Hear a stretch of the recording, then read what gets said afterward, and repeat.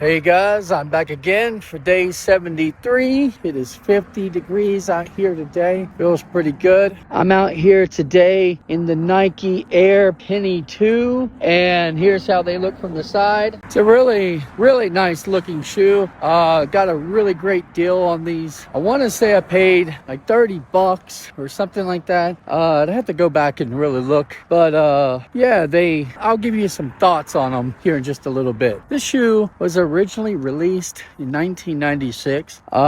This is a later re-release.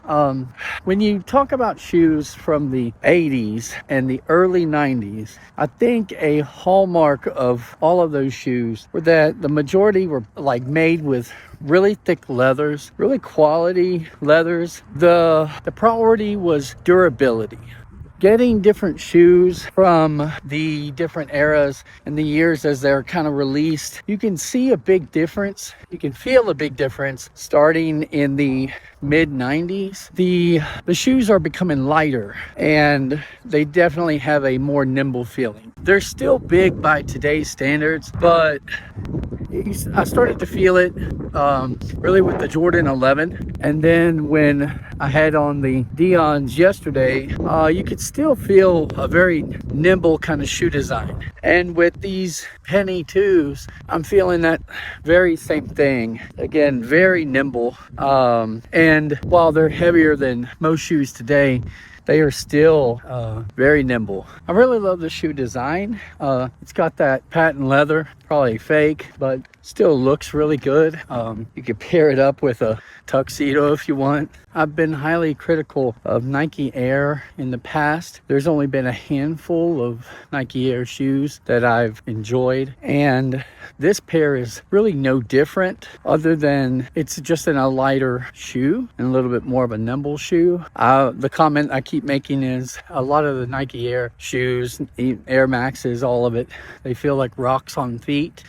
I can't say that with these shoes, but I can't characterize them as really feeling good. I'm not sure when the this OG release came out, but I can say the sizing is really bad.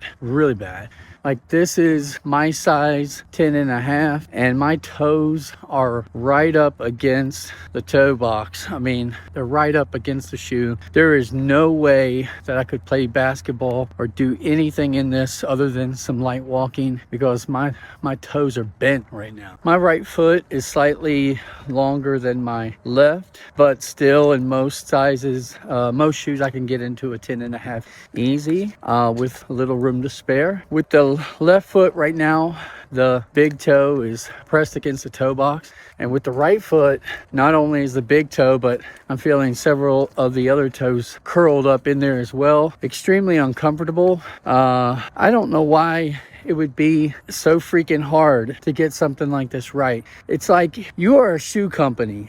This is the one thing you do.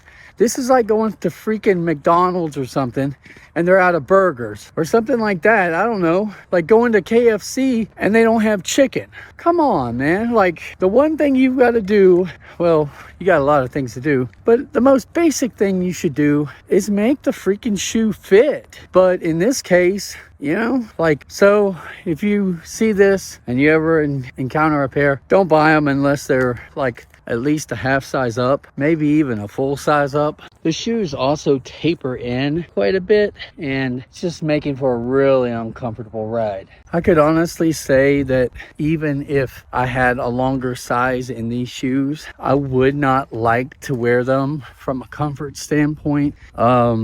I was able to get my orthotic in.